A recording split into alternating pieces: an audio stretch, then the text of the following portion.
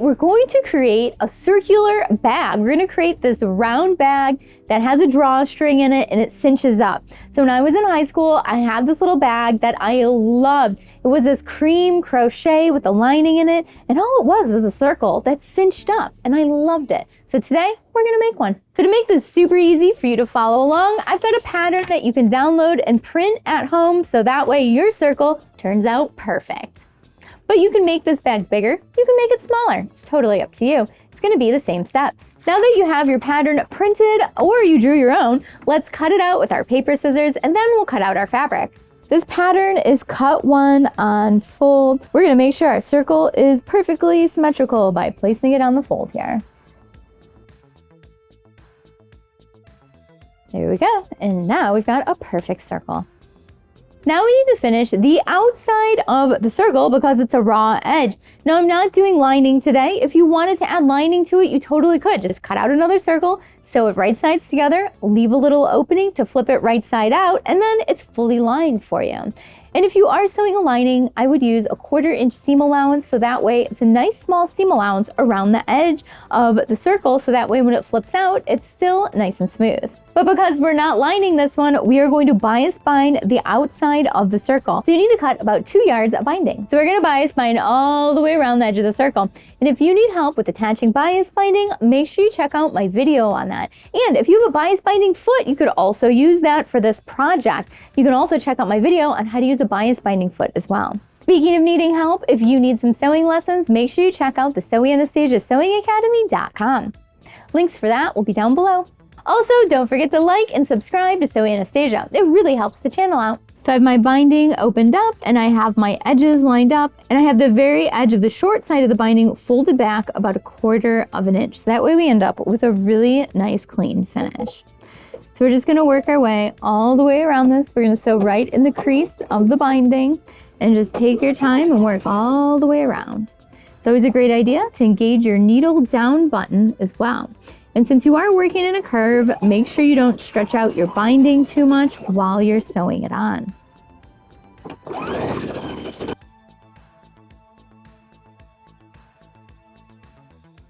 When you get back to where you started, I want you to overlap your binding by about 1/2 of an inch.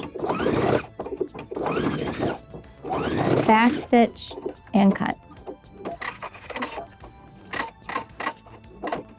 So now that we have one side of the binding sewn down, we want to push our seam allowance towards the binding and fold the binding in half. So you're gonna have a beautiful finished edge on the outside and the inside. So you're gonna have the binding in half. So make sure you don't take the full piece of binding and sew it down to the inside. That's called a bias facing. You could do that though. It's totally up to you and the look you want for your bag. So if you don't wanna see the binding at the top, then go ahead, fold it all over to the inside. If you want to see the binding at the top, fold it in half and stitch it down. So now I've folded my binding in half and I'm going to be stitching right on the very edge of it, creating a nice little edge stitch.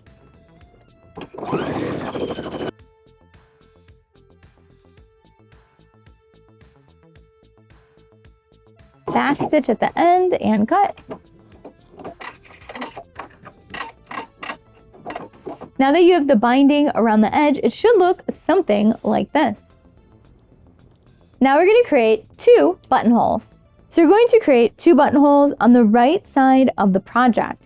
So I'm going to create them about 1/2 inch down from the binding, and I'm going to make them about 1/2 inch big. And I'm going to place them about 3/4 of an inch apart. So what we're doing is we're creating 2 buttonholes so that later on our ribbon can come out of them.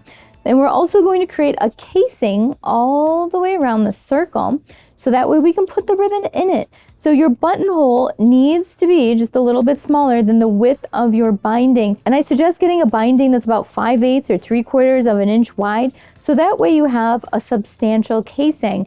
And so what we're going to do after we create the buttonholes is sew down this binding all the way around the circle, about 1/2 inch away from the bias binding. Let's go sew some buttonholes. And if you need help sewing buttonholes, make sure you check out my video on that. There'll be a link down below. So I have my buttonhole foot on and I'm gonna sew up some buttonholes.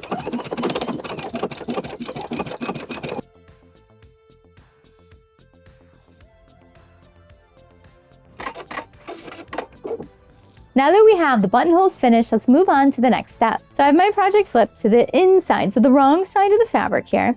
And we're going to take our bias tape, single fold, and we're gonna place it over those buttonholes actually. So 1/2 inch down is right where they should be.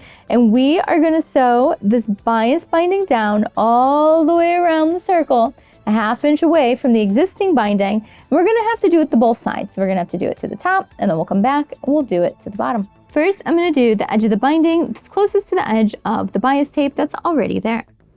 And I'm just gonna work my way all the way around the circle, stitching as close as I can to the edge of the bias tape.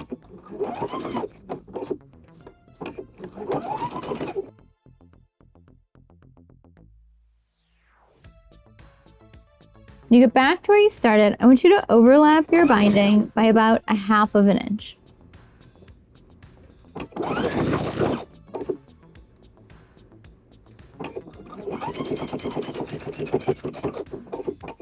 Back stitch and cut. Now we're going to sew down the other side of the binding, and you're not leaving an opening anywhere because we have the buttonholes there. That's what those buttonholes are for.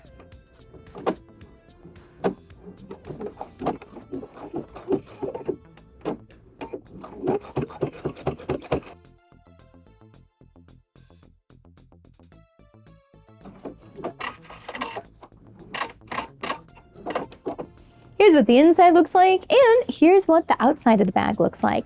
Now, let's grab our ribbon and put it through that casing that we just created. You might be wondering, how much ribbon do I need? Well, you've got options here. So you could end up wearing it as a wristlet, you could end up wearing it as a crossbody bag. So however you want to use the bag, make sure you measure enough ribbon for that style. Okay, so now we are going to take the ribbon and we're going to put a safety pin on the end of it, so that way we can push it through the casing. So now we're ready. So we're gonna start in one of the buttonholes, doesn't matter which one, and we are going to push this through, and we are gonna work our way all the way around this bag.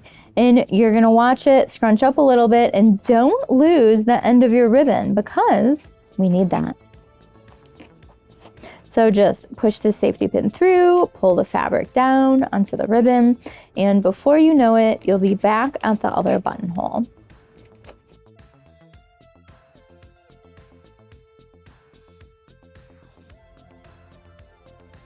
Move the bunching around a bit. There we go. Now we're going to remove the safety pin. And now you've got two options. You can take the ribbon and sew it together, or you can take it and knot it and leave two little bow ends, which is what I'm gonna do. So we're going to knot it, and then we're going to take the ends and we're going to cut them so that way we get a little divot in the center. There we go. So now we have that tie there, and what we can do is continue cinching this all the way up.